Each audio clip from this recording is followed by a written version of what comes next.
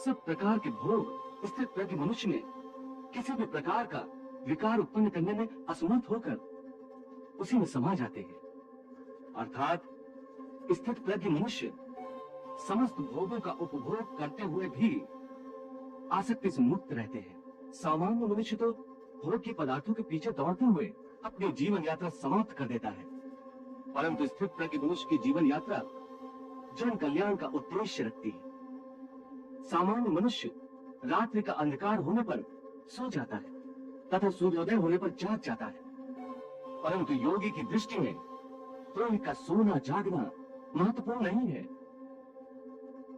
कर्म योगी ज्ञान के प्रकाश को दिन तथा अज्ञान के अंधकार को ही रात मानता है।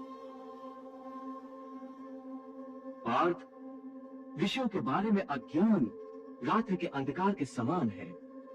संसारी मनुष्यों की रात्रि के समय अज्ञानी नाशवान सांसारिक सुख उपभोगों में व्यस्त रहते हैं। ज्ञानी और योगी जागते हैं और परमात्मा का चिंतन करते हैं।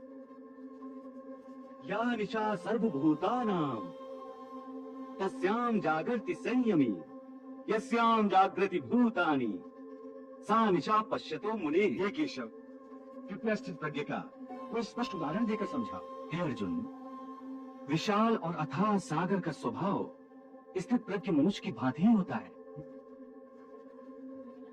ये बात, नदी में यदि अधिक पानी आ जाए तो उस नदी में बाढ़ आ जाती है।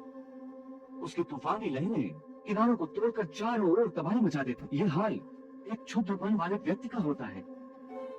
थोड़ा सा धन, थोड़ी सी सफलता उसे हजम नहीं होती और धन और सफलता के नशे में चूर वो मर्यादा तोड़कर एक ओछे इंसान की तरह हरकतें करने लगता है। परंतु स्थित प्रज्ञ मनुष्य एक सागर की भांति होता है जिसमें चारों ओर से नदियों का जल निरंतर जमा होता रहता है, परंतु सागर उसी प्रकार शांत रहता है।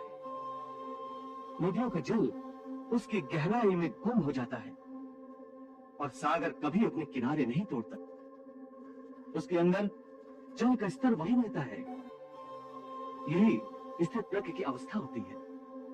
इसी तरह सब प्रकार के भोग स्थित प्रज्ञ मनुष्य में किसी भी प्रकार का विकार उत्पन्न करने में असमर्थ होकर उसी में समा जाते हैं।